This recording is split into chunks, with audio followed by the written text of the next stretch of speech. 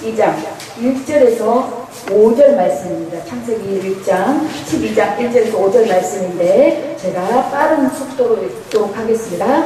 여호와께서 아브라함에게 이르시되 너는 너의 고향과 친척과 아버지의 집을 떠나 내가 내게 보여줄 땅으로 가라. 내가 너로 큰 민족을 이루고 내게 복을 주어 내 이름을 창대하게 하리니 너는 복이 될지라. 너를 축복하는 자에게는 내게 복을 내리고 너를 저주하는 자에게는 내가 저주하리니 땅의 모든 족속이 너로 말미암아 복을 얻을 것이라 하시니라. 이에 아브라함이 여호와의 말씀을 따라갔고 롯과 함께 갔으며 아브라함이 하란을 떠날 때 75세였더라. 아브라함이 그의 아내 사레와 조카 롯과 하란에서 온 모든 소유 얻은 사람들을 이끌고 가나안 땅으로 가려고 떠나서 마침내 가나안 땅에 들어갔더라. 마침내. 네, 오늘 하나님의 말씀은 마침내 가나안 땅에 들어갔더라 라는 말씀으로 하나님의 말씀을 전하도록 하겠습니다. 우리가 어디 이제 여행을 가거나 무슨 일을 할 때, 무슨 일을 계획을 짜고 어떤 일을 할 때 우리가 그런 일들이 어떤 일들을 시작할 때 또 사업이나 우리가 어떤 계획을 짤 때 그 계획대로 한 번에 딱 다 이루어지던가요? 아니죠. 그 계획을, 그 일을 성과를 내기 위해서는 단계가 있다는 거예요. 그 단계가 있는데 여기에 보면은 먼저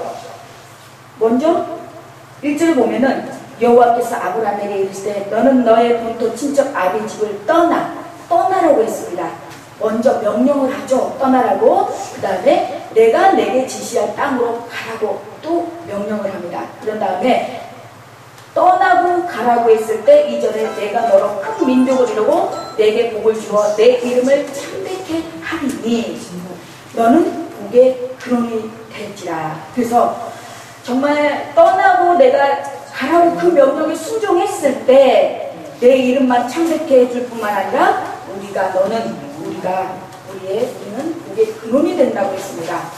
여기서 보면은 창세기 1장과 11장과 12장에서 50장의 내용은 다음과 같이 구별됩니다. 창세기 1장에서 11장은 모든 것의 시작이라고 말합니다. 창세기 1장 보면은 태초에 하나님의 태초에 하나님이 천지를 창조하시니라 또 시작해서 이게 모든 것의 시작이잖아요. 그래서 인간, 죄, 국가, 구원 그리고 가정 이 모든 것이 어떻게 시작되었는지를 기록하고 있습니다. 우리의 신앙이 정상적이고 견고하게 되려면 창세기 1장, 11장까지를 사실로 믿어야 됩니다. 네. 불신자들은 이것을 신하라고 합니다. 안 믿는 사람들은 이것을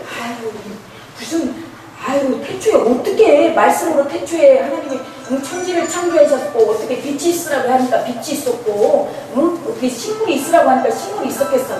그거는 옛날 동화책에 나오는 그냥 그런 동화책일 거야. 그렇게 말하고 있을 것입니다. 그러나 창세기 1장 12장은 신화 같은 이야기가 아니고 하나님이 행하신 일을 사실대로 기록한 것입니다.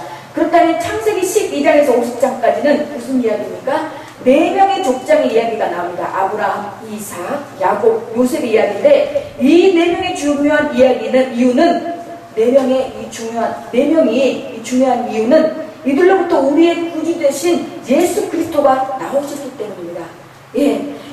우리를 대신해서 십자가에 못 박혀 돌아가신 이 예수님이 그냥 나온 게 아니란 말입니다. 족보부터 거슬러 해서 이렇게 해서 단계 거쳐서 이 구약시대부터 해서 정말 그 인류의 우리의 죄를 대속하신 그 예수 그리스도가 탄생이 되셨습니다. 히브리서 11장을 우리는 믿음의 장이라고 합니다. 8절에서 22절까지 바로 이 4사람들이 차지하고 있습니다. 히브리서 11장에 보면은 그러므로 이 4사람은 오늘날 우리 성도들에게 신앙의 모범이 되는 대단히 중요한 인물들을 우리가 볼 수가 있죠. 그 가운데 더 중요한 사람은 오늘 아브라함입니다. 아브라함의 이름은 2가지인데 아브라함의 이름은 있고 아브라함이라는 이름이 있습니다. 창세기 17장에 보면 하나님이 아브라함의 이름을 아브라함이라고 바꿔주셨는데 이 아브라함은 종기의 아버지고 또 아브라함은 열국의 아버지라는 뜻이 있습니다. 아브라함은 신약 성경에서 74번이나 74번이나 등장할 정도로 아주 중요한 인물이죠. 오늘 창세기 12장 1절에서 9절 말씀을 통해서 첫째로 아브라함을 부르신 부르심이 어떤 부르심이었는지, 둘째로 부르시면서 어떤 약속을 주셨는지, 또 셋째로는 하나님의 부르심에 아브라함이 어떤 반응을 보였는지 말씀드리겠습니다. 창세기 11장과 32절에 보면은 또 12장 1절을 볼 때 하나님이 하란에서 아브라함을 부르신 것처럼 보입니다. 데라는 나이가 205세를 향수하고 하란에서 죽었더라. 창세기 11장 32절에 나오는데 여호와께서 아브라함에게 이르시되 너는 너의 본토 친척 아비집을 떠나 내가 내게 지시할 땅으로 가라고 했습니다. 여러분, 우리가 내 고향에서 내가 이 살던 곳에서 정말 이 어디를 떠난다는 게 그게 쉬운 일이에요. 잠깐 여행은 갔다 올 수 있어요. 잠깐 어디 뭐 아버지 친척이나 뭐 이렇게 여행을 잠깐 놀러 갔다 올 수 있는데, 저도 여기서 이제 이 금정이라는 동네에서 살다가 또 이제 잠깐 어디를 가려고 하면은 어디 뭔데 지방을 이렇게 가려고 하면은 굉장히 거기서 살 수 있을까? 내가 거기서 적응을 살 수 있을까? 솔직히 겁나요. 두려워요. 근데 여기 보면은 본토, 친척, 아비집을 떠나 내가 내게 지시할 땅으로 가라고 했습니다. 그러면은 본토, 나의 모든 것, 내가 의지할 대상들, 뭐 고향이나 아버지나 뭐 이런 부분을 다 떠나서 하나님께서 지시할 땅으로 가라고 명령합니다. 아버지가 죽은 후 하란에서 하나님이 아브라함을 부르셨다고 생각할 수 있을 것이지만 사도행전 7장 2절에서 3절에 나오는 스데반의 설교를 보면 그렇지 않다는 걸 알 수 있습니다. 스데반이 가로되 여러분 부형들이여 들으소서. 우리 조상 아브라함이 하란에 있기 전에 메소포타미아 있을 때에 영광의 하나님이 그에게 보여 가라사대 내 고향과 친척을 떠나 내가 내게 보일 땅으로 가라 하시니, 아브라함이 본토 친척 아비집은 하란이 아니라 갈대아 우르였습니다. 갈대아 우르에 있을 때 본토 친척 아비집을 떠나라고 한 것이지 하란에서 본토 친척 아비집을 떠나라고 한 것이 아닙니다. 하나님이 아브라함을 부르신 것은 본래적으로 부르심과 반복된 부르심이 있습니다. 본래적인 부르심은 갈대아 우르에서 아브라함의 70세 되던 해에 하나님이 부르신 것이었고, 그런데 갈대아 우르에서 나올 때는 아버지가 계시니까 아버지 따라 갈대아 우르에서 하란까지 먼 길을 온 것입니다. 그리고 하란에서 지체를 하니까 75세 되던 해에 하나님이 또 다시 부르신 것입니다. 그렇습니다. 하나님은 우리를 한 번 부르시고 순종하지 아니하면 또다시 부르시는 줄로 믿으시길 바랍니다. 택한 자를 부르시는 하나님은 부르시면 끈질깁니다. 왜? 내가 택했기 때문에, 하나님께서 택하셨기 때문에. 하나님께서 내가 하나님을 택한 것이 아니라 하나님께서 우리 어르신을 한 분 한 분을 택하셔서 놓치고 싶지 않은 거예요. 놓치고 싶지 않고 같이 내가 영원한 천국에 같이 가고 싶은 거예요. 그래서 거기서 예수님과 같이, 우리 하나님과 같이 계시고 싶으신 거예요. 그래서 끈질깁니다. 혹은 사람을 통해서, 주위 옆에 분을 통해서, 어떤 사건을 통해서, 환경을 통해서 자꾸 하나님은 내게로 오라고 부르시고 계십니다.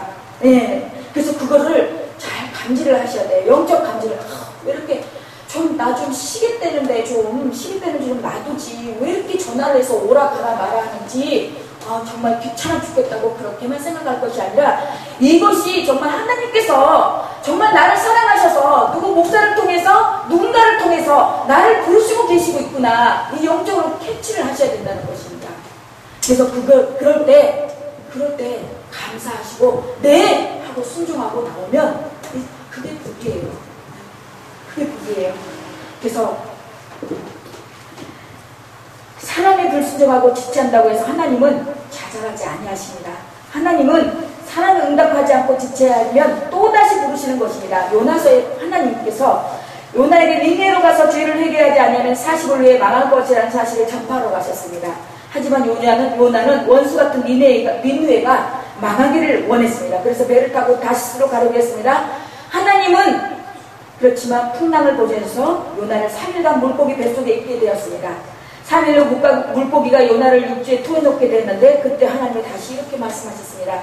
여호와의 말씀이 두 번째 요나에게 임하니라. 이르시되 일어나 저 큰 성 니느웨로 가서 내가 내게 명한 바를 그들에게 선포하라 하신지라고 했습니다. 아브라함이 하나님께 지체했다고 해서 하나님이 아브라함을 포기하고 다른 사람을 부르신 것이 아닙니다. 우리 어르신들 여기에 앉아 계신 한 분 한 분은 이미 하나님께서 선택하신 분이에요. 예정되신 분들이에요. 그렇기 때문에 어디 하나님 손에서 벗어나려고 하지 마세요. 하나님 아무리 벗어나려고 해도 하나님 손바닥을 얘기하셔요. 그러니까 그냥 어차피 믿음 생활 할 거, 어차피 택해서서 이거 갈 거, 기분 좋게 즐겁게 이왕이면 가세요. 왜 이렇게 이거를 잠도 자야 되고, 진짜 놀러도 가야 되고, 막 그래야 되는데, 아유, 왜 이렇게, 왜 와서 이래야 돼? 그렇게 하지 마시고. 그러면은 피곤해. 내 자신이 피곤해요. 그러니까 그냥 내려놓고, 하나님 앞에, 그래도, 아유, 나 같은 것을 뭐라고 하나님께서 택하셔서, 내가 뭐가 이쁘다고, 그래도 하나님의 자녀로 삼아주셔서 같이, 천국에 가기를 원하시고 계시는데, 그 마음을 우리는 알아야 돼요. 하나님의 그 마음을. 그래서 너희는 이 세대를 본받지 말고 오직 마음을 새롭게 함으로 변화를 받아 하나님의 온전하시고 기뻐하신 뜻이 무엇인지 분별하라고 했습니다. 하나님의 뜻은 언제나 택한 백성들에게 유익하고 하나님께 영광이 되는 온전한 뜻이라는 것입니다. 네, 하나님의 뜻은 사람의 생각하고 달라요. 사람의 생각은 사람인지라 어떻게 하면 내게 이득이 되고 내게 유익이 되면 이렇게 가고, 그렇지 않으면 안 가고, 그렇지 않으면은 그 계획을 무너뜨리고 어떤 그런 유익과 그런 거에 치유될 수 있지만 우리 하나님은 그거하고 상관없어요. 우리 하나님은 그 사람이 하나님께서는 묵묵히 기다려주고 또 기다려주고 그러면서 그 믿음이 신앙이 온전한 신앙이 이르기까지 하나님께서는 기다려준다는 거예요. 그렇지 않았으면 저도 여기에 이렇게 서 있지 못합니다. 하나님께서 기다려주지 않았다면 저도 얼마나 하나님께서 또 데려다 놓으면 또 나가고 그러기를 몇 번 반복하다가 지금 이제는 정말 하나님의 코에 빼서 정말 어찌됐든 간에 타이든 자이든 하나님 앞에 이렇게 가는 길이 때로 비록 힘들고 어렵지라도 그래도 정말 즐겁고 재밌고 행복합니다. 그래서 하나님의 부르심은 풍성한 약속을 동반한 부르심입니다. 네. 하나님의 부르심이 아브라함에게 얼마나 유익한 것인지는 부르심에 동반된 하나님의 약속을 보면 알 수 있습니다. 하나님은 아브라함에게 6가지 약속을 주셨습니다. 첫째로 하나님이 아브라함 인생의 가이드가 되어주시겠다는 약속입니다. 여행을 하면 가이드가 있죠. 그래서 가이드가 이렇게 가고 저렇게 가고 안내를 하면은 불안하고 두려울 것이 없어요. 근데 생판 모르는 낯선 나라에 가이드도 없고 우리가 가려면 갈 수가 있어요? 못 가잖아요. 근데 그 역할을 우리 하나님께서 하신다는 거예요.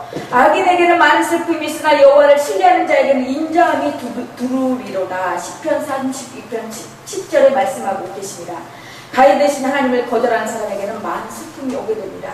하지만 하나님을 신뢰하고 따르는 사람에게는 하나님의 사랑에 둘러 진을 친다는 것을 잊지 마시길 바랍니다. 하나님이 우리 여러분 각 사람 한 사람에게 인생의 가이드가 되신 것을 믿으시길 바랍니다.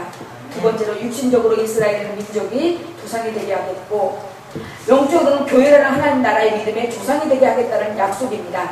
내가 너로 큰 민족을 이루고 창세기 12장 2절에 아브라함은 75세임에도 아직 자식이 하나도 없었습니다.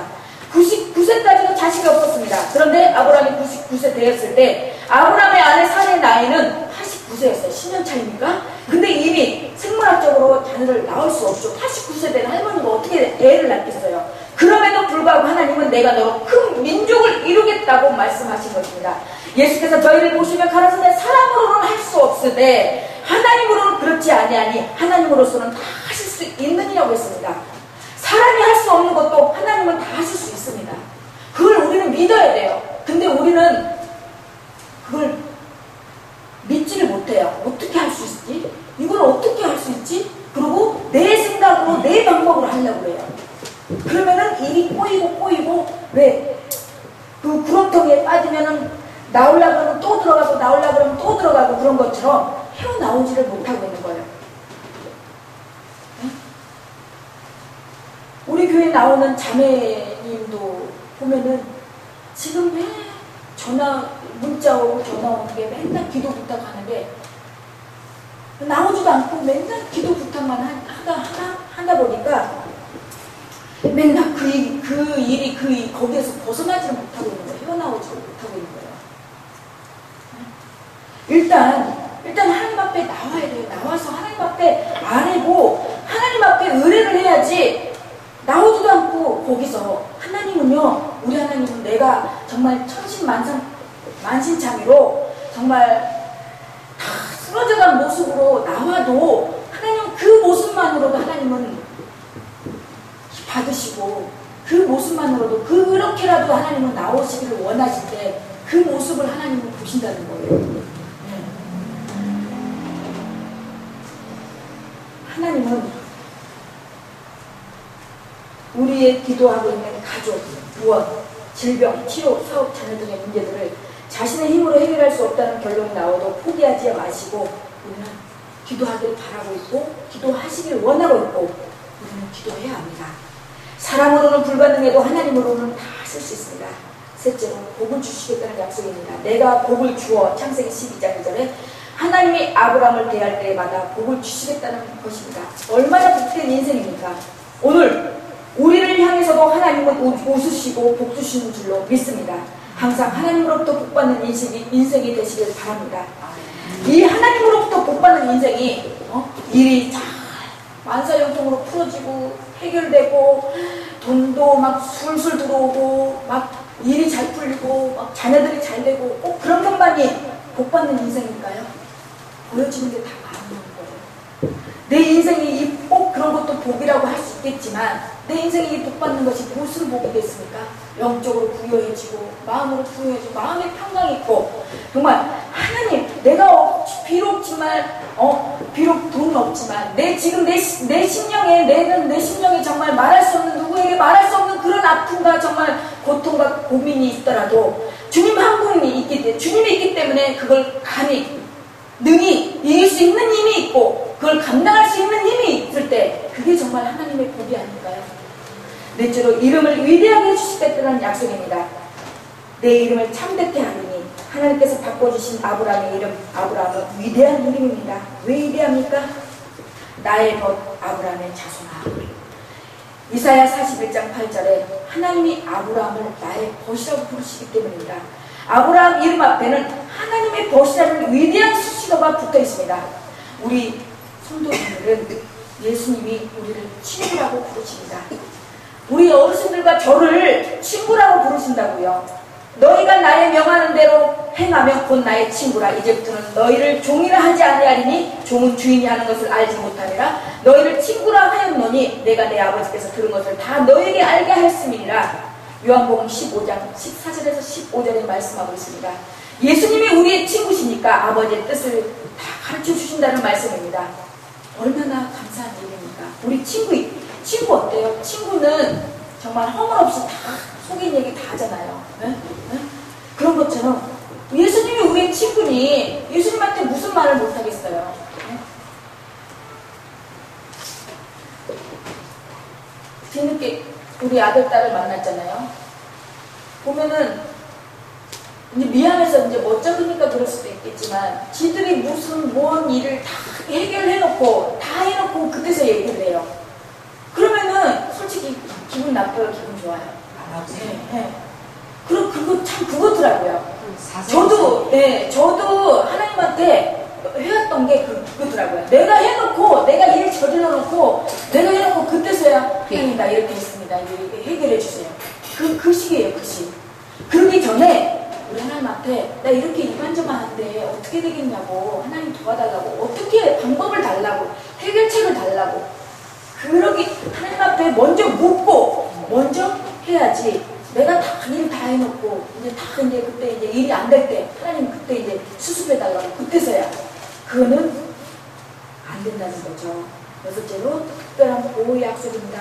너를 축복하는 자에게는 내가 복을 내리고 너를 저주하는 자에게는 내가 저주하리니 땅의 모든 족속이 너를 인하여 복을 얻을 것이니라 하신지라고 했습니다.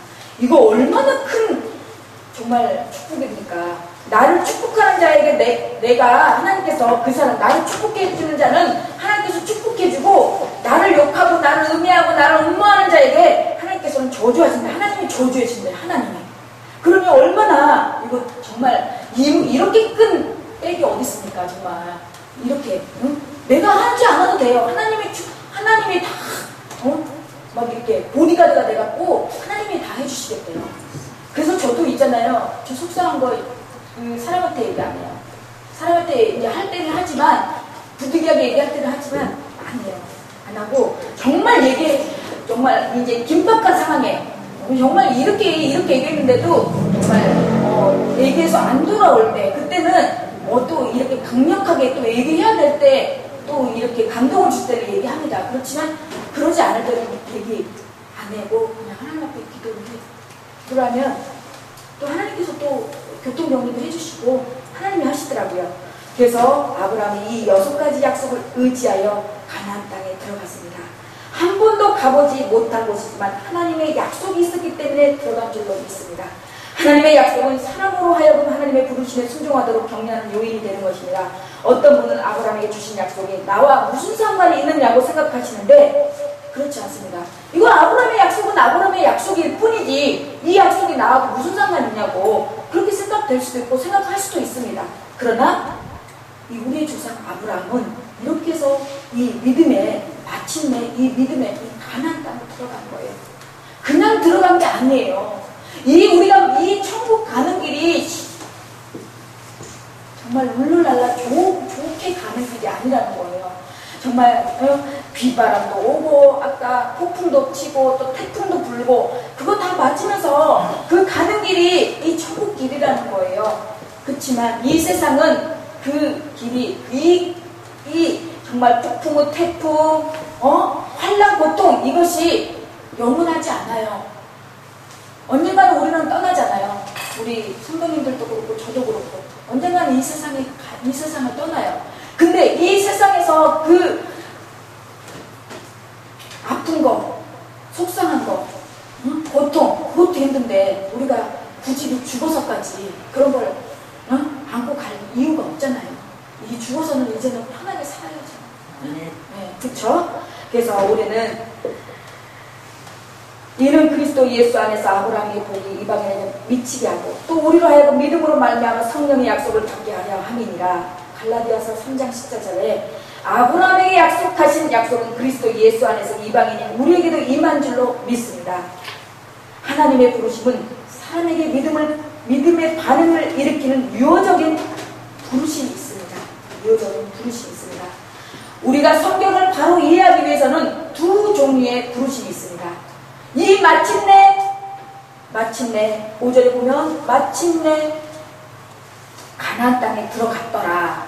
여기에는 이 부르심이 있었기 때문에 그 부르심 속에서 우리가 성령님에 이끌려서 하나님의 인도하심으로 하나님의 방향으로 우리가 갈 수 있었기 때문에 우리는 마침내 가나안 땅으로 갈 수가 있는 거예요.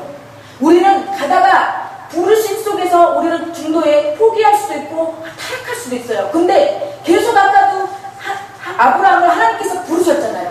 네? 부르신 것처럼 이 부르심에 두 종류의 부르심이 있는데 일반적인 부르심과 유효적인 부르심이 있습니다. 이 일반적인 부르심은 사람이 사람을 향해서 예수님을 믿으라고 하면 믿는 사람도 있고 믿지 않는 사람도 있죠.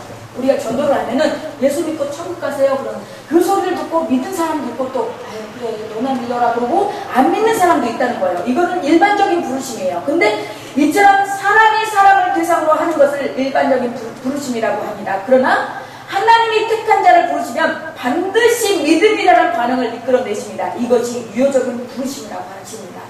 제가 성령님께서 하나님께서 우리 어르신들을 전화해서 어디 아프시냐 또 이번 주에 잘 해서 오시라 그리고 또 우리 성도님도 우리 이종 성도님도 해서 어떻게 해서든 나오게 해서 저를 통해서 하나님께서 저를 통해서 싫은 소리도 해가면서 오게 하는 것이 이 믿음의 반응을 이끌어내는 것이 이게 유효적인 부르심이라는 거예요. 왜? 그 사람을 하나님께서 가야 되니까 같이 가야 되니까 하나님께서 선택했기 때문에 나를 통해서 누구를 통해서 어떻게 해서든 그 사람을 불러서 믿음이라는 반응을, 믿음이라는 것을 믿음의 성숙한 믿음의 단계에 이르기까지 가게 한다는 거예요. 오게 한다는 거예요.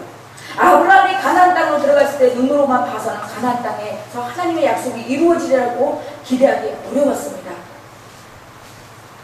왜냐하면 그 땅에는 가나안 사람들이 살고 있었고, 가나안 족속은 노아가 저주한 그 함의 후손, 아버지가 수채 갖고 걸거벗고 누워있을 때 함은 아버지를 함이 아버지를 조롱하고 또 흉보고 그랬던 그 후손이에요. 그 후손이 그들의 땅에 이미 살고 있었던 것이에요. 그래서 아브라함과 그의 가족 함이 들어간 곳은 또 세겜 땅. 세겜은 선생이라는 뜻을 갖고 있는데, 당시 이방 종교의 제사장들이 선생 노릇을 하면서 예언하던 곳이었어요. 그래서 소위 식탁을 주는 곳이었는데, 그 장소가 하나님을 예배하는 처소로 변한다는 것입니다. 도무지 믿어지지가 않는데 하나님은 아브라함에게 나타나서 아브라함의 믿음을 격려해 주셨습니다. 여호와께서 아브라함에게 나타나셨을 때 내가 이 땅을 내 자손에게 주리라 하시니라. 그가 자기에게 나타나신 여호와를 위하여 그곳에 단을 쌓고, 아브라함이 하란에 있을 때가 아니라 가나안 땅에 들어가자 하나님이 나타나셔서 이 땅을 내게 주겠다고 말씀하신 것입니다. 나의 계명을 가지고 지키는 자라야 나를 사랑하는 자니, 나를 사랑하는 자는 내 아버지께 사랑을 받을 것이요 나도 그들을 사랑하여 그에게 나를 나타내리라. 주님을 사랑하고 순종하는 사람은 주님의 사랑의 방문을 기대할 수 있습니다. 우리는 세상 살아가면서 보이는 것을 의지하고 행하는 것이 아니라 믿음으로 행해야 합니다. 이는 우리가 믿음으로 행하고 보는 것으로 하지 아니함이로라. 고린도후서 5장 7절에 말하고 있습니다.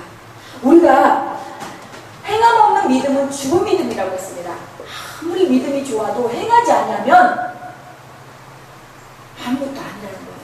아무것도 아니라는 거예요. 우리가 성경 말씀을, 믿음이 우리가 잘하려면 성경 말씀을 보고 기도하고 찬양하고 해야지, 하지도 않으면서 믿음이 잘하기를 바란다는 것은, 그거는 정말 어이없는 일이라는 거죠.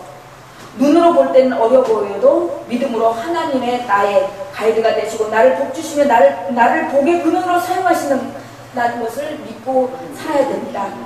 고아의 아버지라는 조지 물러는 이런 말을 했습니다. 하나님은 우리 힘으로 가능한 일에 대해서 믿으라고 하지 아니하시고 불가능한 일에 대해 믿으라고 요구하십니다. 그것이 믿음이에요.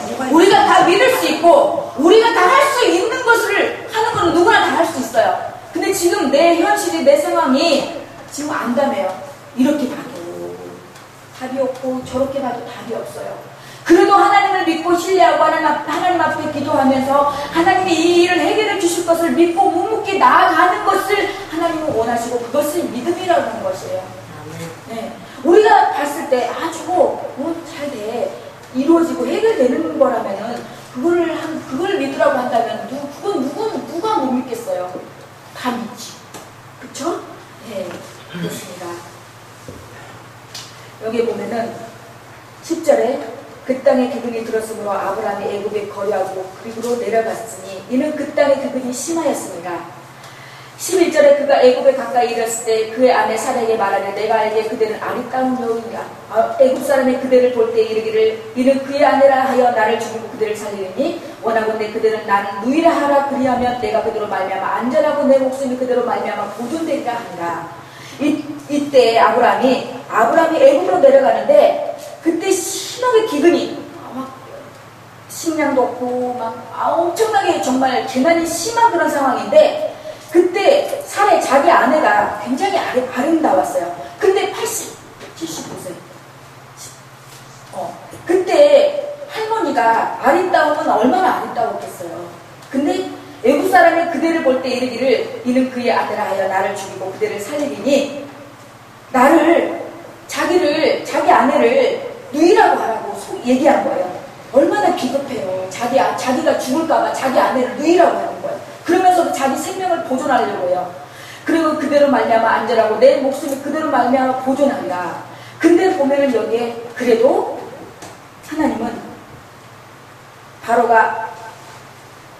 바로의 고관들도 그를 보고 바로 앞에 칭찬함으로 그 여인을 바로의 궁으로 이끌어 들인지라고 했습니다. 이에 바로가 그로 말미암아 아브라함을 후대로 함으로 아브라함이 양과 소와 노비와 암수 나귀와 낙타를 얻었다고 했습니다. 아내 때문에 이렇게 소도 없고 양도 없고 많은 것을 얻었어요. 그때 17절에 여호와께서 아브라함의 아내 사레의 이 일로 바로와 그 집에 큰 재앙을 내리신다고 했습니다. 이 일로 아브라함의 아내 사레의 일로 바로와 그 큰 집에 큰 재앙을 내리신다고 했습니다. 봐보세요. 우리 하나님은 얼마나 어지신 분입니까? 아브라함의 죄는 아브라함이 죄를 지었는데 아브라함을 죄를 묻지 않고 아브라함에게 죄를 내리지 않고 아브라함의 아내 사레의 일로 바로 왕이 그 아내를 아브라함의 아내를 취했잖아요. 그래서 그 바로의 집에 큰 재앙을 내릴 거예요. 그렇게까지 하면서도 바로가 아브라함을 불러서 이르되 내가 어찌하여 나에게 이렇게 행하였느냐, 내가 어찌하여 그를 내 아내라고 내게 말하지 아니하였느냐 하면서 내가 어찌 그를 누이라 하여 내가 그를 데려다가 아내를 삼게 하였느냐, 내 아내가 여기 있으니 이제 데려가라 하고 20절에 바로가 사람들에게 그 일을 명하매 그들이 고난도 그의 아내와 그의 모든 소유를 보내었다고 했습니다. 그렇습니다.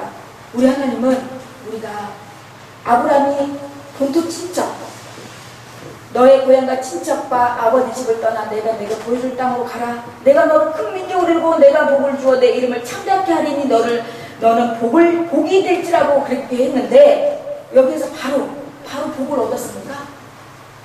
호화를 이루었습니까? 아니잖아요. 그렇게 했는데도 보면은 내국에 내려가다가 기근에 이르러서 또 죽게 되니까 아내를 누이라고 해서 속에서 또 했다가 얼마나 이 환란이 거칩니까? 우리 기독교의 정말 가장 문제가 예수만 믿으면 교회만 나가면 일이 잘 풀리고 만사형통인지 기복주의 신앙. 그거 아니에요. 저도 처음에 그랬어요. 예수만 믿으면 우리 집안 다 예수 잘 믿고 잘 되고 정말 그런 줄 알았어요. 그렇지만 역반응도 일어나더라고요. 역반응도.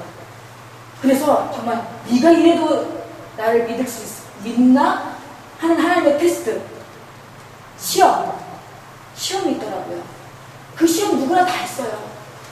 외회할 거 없어. 시험이 있어요. 내가 죄를 지어서 받는 시험이 있고 그거는 정말 우리 하나님 앞에 통이 잡아가고 회개하면 그 시험 이길 수가 있어요. 그렇지만 하나님이 준 템테이션이 테스트가 있단 말이에요.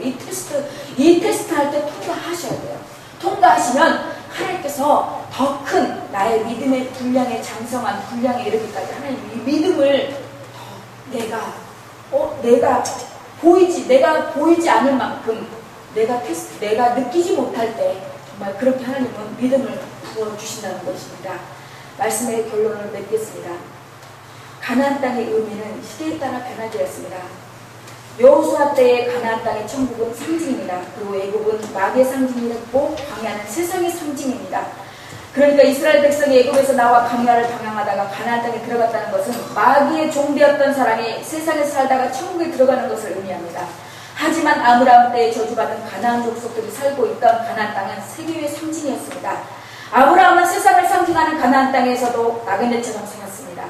그럼에도 아브라함은 하나님이 이 땅을 주실 것이고 내 생애 중에 이 땅을 주시 않더라도 하나님은 나를 위해 천국의 본향을 예비해 놓으셨다는 것을 믿었습니다. 믿음으로 저가 외방에 있는 것 같이 약속하신 땅에 오가여 동일한 약속을 유업으로 함께 받은 이삭과 야곱으로 더불어 장막에 거하였으니 이는 하나님의 경영하시고 지슬터가 있는 성을 받았음이더라. 저희가 이제는 더 나은 본향을 사모하니 곧 하늘에 있는 것이라. 그러므로 하나님이 저희 하나님이라 일컬음을 받으심을 부끄러워하니 하시고 저희를 위하여 한 성을 예비하셨느니라고 히브리서 11장에 말씀하고 있습니다. 하나님이 가나안 땅을 주시겠다고 약속하셨지만 아브라함의 생애 중에 자기 부인이 붙인 땅밖에는 가진 것이 없었습니다. 하나님의 약속이 다 실현되는 것을 보지 못한 것입니다. 하지만 하나님이 나를 위해 더 좋은 본향을 예비해 주시겠다고 믿고 나그네처럼 살아간 것입니다. 우리는 이 세상을 여행하는 순례자입니다. 우리는 이 세상이 전부가 아닙니다. 이 세상이 우리가 여기에 계속 천년만년 살 거 아니잖아요. 여기서 영원히 살지 않습니다. 그런데 이 순례 끝에 돌아갈 본향이 없다면 이 세상이 정말 이 험난하고 이 험악한 세상에 우리가 영원한 천국에 들어갈 그 본향이 없다면 얼마나 이게 슬퍼요. 얼마나 비참해요. 돌아갈 본향이 없어 영원한 지옥으로 떨어지게 된다면 얼마나 슬프고 괴로운 인생이 되겠습니까? 그나마 그래도 내가 비록 이 땅에서는 힘들고 고달프고 정말 속상하고 힘들지만 가서 영원히 살 곳, 그 천국이 있기 때문에 그래도 살아갈 소망이 있고 살아갈 힘이 나고 살만 나는 세상이 아닙니까?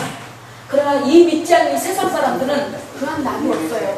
그러한 낙이 없기 때문에 그냥 이 세상에서 즐기고 이 세상에서 그냥 한탕주의로 즐기고 술 마시고 놀러 다니고 저 외국 여행 다니고 그게 전부이냐? 그러고 나면 허무하고 그래서 정말로 바라기는 오늘 본문 12장 5절처럼 마침내 가나안 땅에 들어가는 아브라함의 믿음을 기뻐하시기를 바랍니다. 어떻게 해서든 아브라함은 마침내 가나안 땅에 들어갔어요. 우리 여기 계신 저와 우리 성도님들 한 분 한 분도 어쨌든 간에 마침내 이 모든 것을 극복하고 여기 한 사람도 나보자 없이 같이 천국에 같이 갔으면 좋겠습니다. 그리고 가나안 땅에 들어간 이후에 수많은 시련과 고난 속에서 결코 진정 하나님에 대한 믿음을 버리지 않았던 아브라함처럼 우리의 삶이 수많은 시련과 고난 속에서 하나님에 대한 믿음을 끝까지 잃지 않고 지켜나가는 저와 여러분이 되시기를 예수 그리스도 이름으로 간절히 축원합니다. 아멘.